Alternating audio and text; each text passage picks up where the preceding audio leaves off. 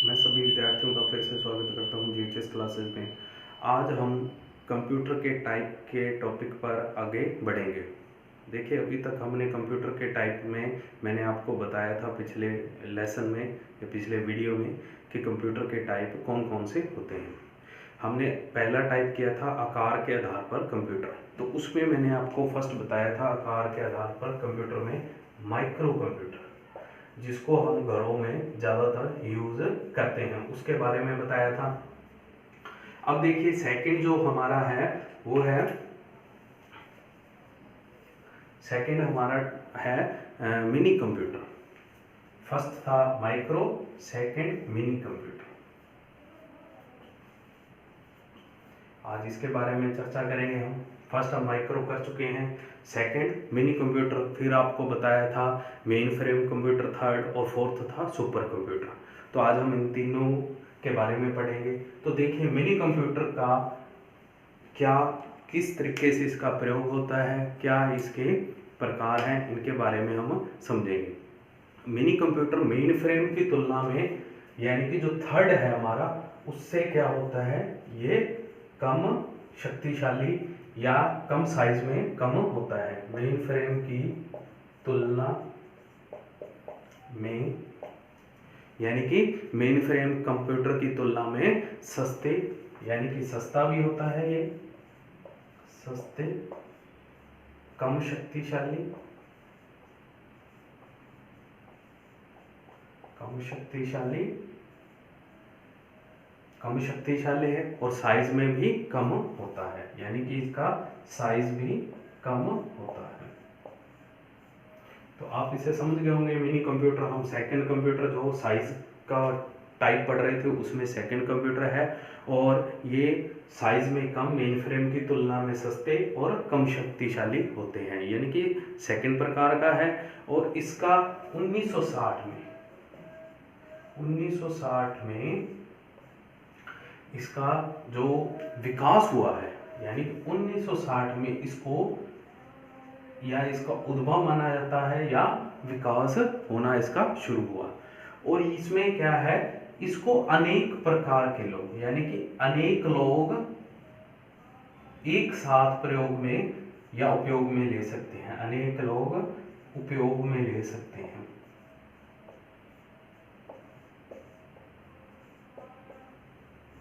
ले सकते हैं। तो इसमें अनेक लोग उपयोग में ले सकते हैं। ये ऐसा कंप्यूटर है जिसको कई लोग एक साथ प्रयोग कर सकते हैं। और इसका प्रयोग कहाँ कहाँ पर होता है, प्रयोगशालाओं में, प्रयोगशालाएं होगी आपकी, पहला है प्रयोगशालाओं में, या व्यावसायिक संगठनों में भी इनका प्रयोग किया जाता है, व्यावसायिक संगठनों।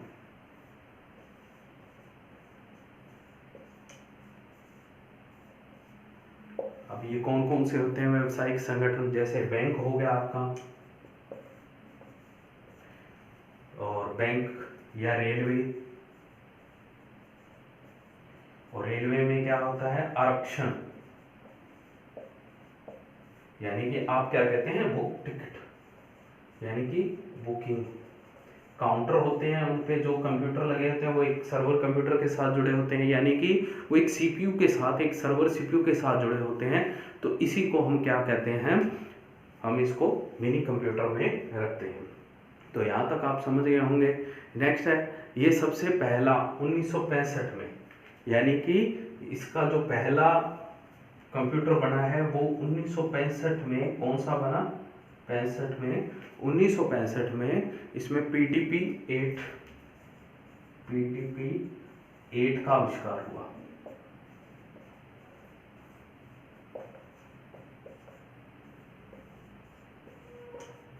पीडीपी 8 का इसमें आविष्कार हुआ। अब देखिए उसके बाद इसको किस कंपनी ने बनाया, डैक कंपनी ने। और इसको किस कंपनी ने बनाया, डैक कंपनी, यानी कि इसका आविष्कारक कौन सी थी, डैक कंपनी। तो इसको बनाने वाली थी डैक कंपनी। मैं इसको पिछली जो वीडियोस हैं उनमें इसके बारे में बता चुका हूँ आपको। जाएगी।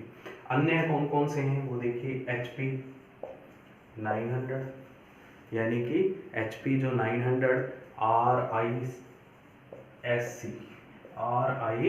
RISC ये भी कंप्यूटर था एक, और ये RSI 6000 ये कंप्यूटर था एक, RSI 6000, बुल HP HN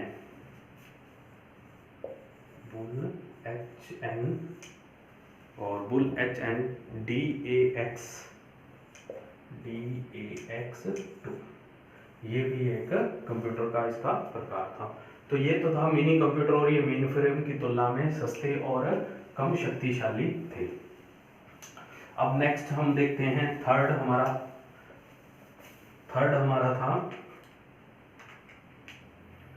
हमारा देखें मेन फ्रेम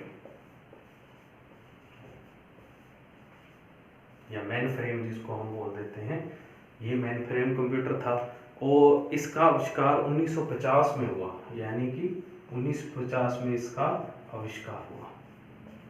अब ये क्या होगा, ये यानी कि माइक्रो कंप्यूटर और सुपर कंप्यूटर से अधिक शक्तिशाली होगा, यानी कि इनसे अधिक और सुपर कंप्यूटर से कम शक्तिशाली,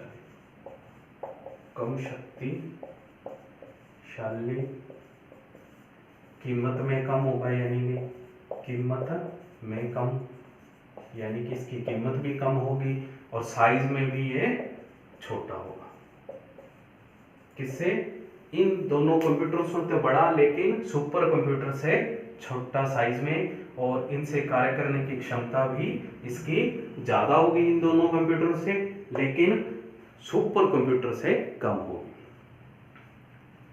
अब देखिए इसका प्रयोग कहाँ किया जाता है? जहां बड़ी बड़ी कंपनी हैं,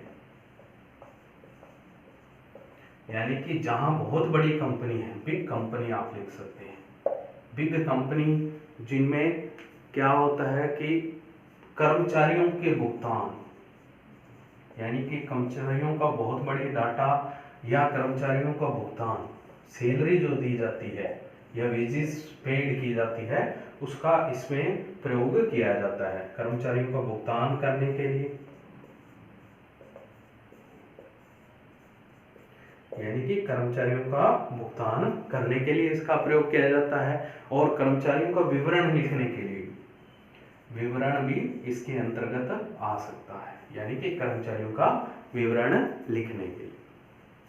अब इसमें कौन कौन से कंप्यूटर थे? जैसे क्रे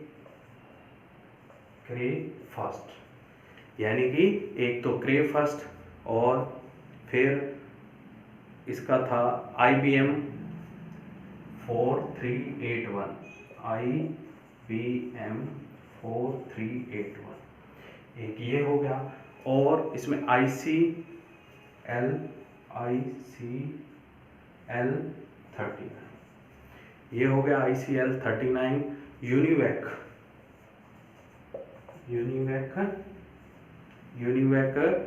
1110, ये इंपॉर्टेंट है, ये कई बार पूछा जाता है कि यूनिवैक 110 कौन से कंप्यूटर की श्रेणी में आता है, तो वो मेन फ्रेम की कंप्यूटर श्रेणी में आता है।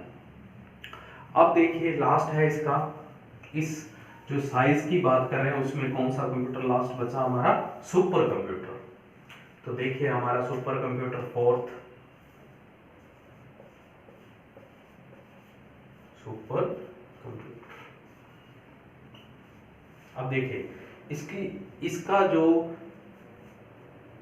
कार्य करने की क्षमता बहुत अधिक होगी, यानी कि बहुत ज़्यादा इसकी कार्य करने की क्षमता है, और इसमें जो भंडारण शक्ति है वो भी बहुत ज़्यादा होती है, और ये तार्किक गणनाएं करने के लिए इसका प्रयोग किया जाता है। जैसे मान लीजिए आप वैज्ञानिक करते हैं या भूगर्भिक जो क्रिया हो रही है उसको जानने के लिए किया जाता है, मौसम के विभाग की जो कार्य हो रहे हैं उनको समझने के लिए इसमें किया जाता है, यानी कि इसकी क्या होगी? गति अधिक होगी। गति अधिक है, सबसे अधिक जो हमने अभी तक 4 कंप्यूटर पढ़े हैं उनमें सबसे अधिक, क्षमता भी अधिक हो गई, और लागत भी अधिक है, यानी कि कीमत भी इनकी बहुत ज़्यादा होती है, कीमत भी अधिक और भंडारण क्षमता भी इनमें बहुत ज़्यादा।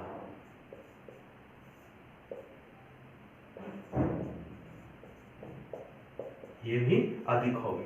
तो आप समझ गए होंगे इन चारों में क्या अंतर है। अब देखिए इसकी जो कार्य करने की क्षमता है, कार्य करने की क्षमता 500 मेगा फ्लेव, यानी कि जो इसकी कार्य करने की क्षमता है वो इतनी अधिक है कि वो 500 मेगा फ्लेव के आसपास मानी जाती है या उससे भी अधिक होती है। और ये देखिए ये मल्टी प्रोसेसिंग, यानी कि ये क्या है, मल्टी प्रोसेसिंग एवं समांतर, यानी कि समानांतरण प्रोसेसिंग तकनीक,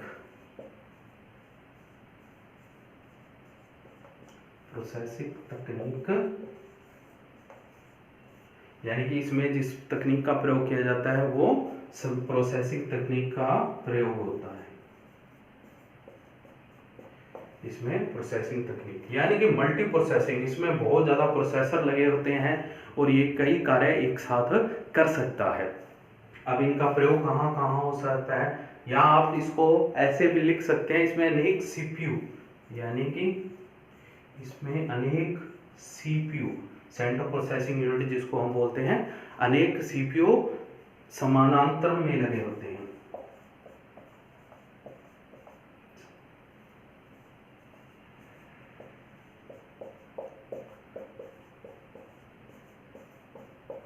यानी कि एक साथ कई सीपीयू का इसमें प्रयोग किया जाता है।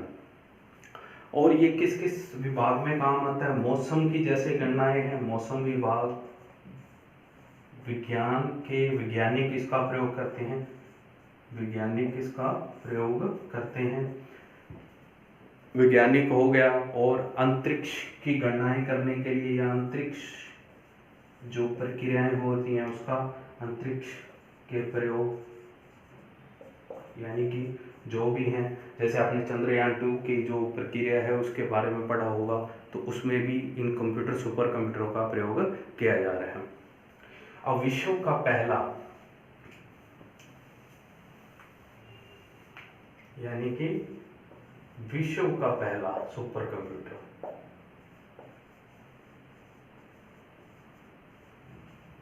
कौन सा था, क्रे 1, ये था फर्स्ट। ये याद रखना है आपको, विश्व का सुपर कंप्यूटर पहला कौन सा था, क्रे 1। और इंडिया का यानी कि भारत का पहला सुपर कंप्यूटर परम फर्स्ट, प्रथम भी कह सकते हैं आप इसको, परम फर्स्ट। और भी हैं इसमें कई कंप्यूटर हैं जैसे और कौन सी कंपनी ने बनाया इसको, सीडेक, इसको किस कंपनी ने बनाया, सीडेक कंपनी ने परम कंप्यूटर को तैयार किया। और क्रे फर्स्ट था 1976 में इसका आविष्कार किया गया, यानी कि 1976 में। अब इसका परम का फिर विकास हुआ, मतलब और इसमें कई चीजें ऐड की गई, तो वो परम सेकंड हो गया, यानी कि परम सेकंड। तो यहाँ तक आप समझ गए होंगे परम सेकंड। उसके बाद आगे चलते हैं हम, किसी के थोड़े से और रह गया लास्ट। अब उसके बाद है परम 1000, यानी कि परम 1000, ये भी कंप्यूटर का प्रकार है सुपर कंप्यूटर का। और इसके बाद थे क्रे फर्स्ट हो गया, क्रे सेकंड, फिर क्रे सेकंड आया, ये विश्व की सारी बात चल रही है अब, क्रे सेकंड और नेक 500, ये सारे कंप्यूटर के ही प्रकार हैं जो मैंने अभी आपको बताए। तो ये 5-6 कंप्यूटर हैं जो सुपर कंप्यूटर का काम करते हैं। और ये नॉन वॉन सिद्धांत पर काम करता है, साइंस का सिद्धांत है नॉन वॉन, उस सिद्धांत पर काम करता है। तो आज का हमारा टॉपिक यही था, कंप्यूटर के टाइप, यानी कि उसमें भी हमारा साइज़ का जो टाइप है वो कंप्लीट हो गया। नेक्स्ट वीडियो में हम इसके जो 2 प्रकार और हैं उनको जानेंगे।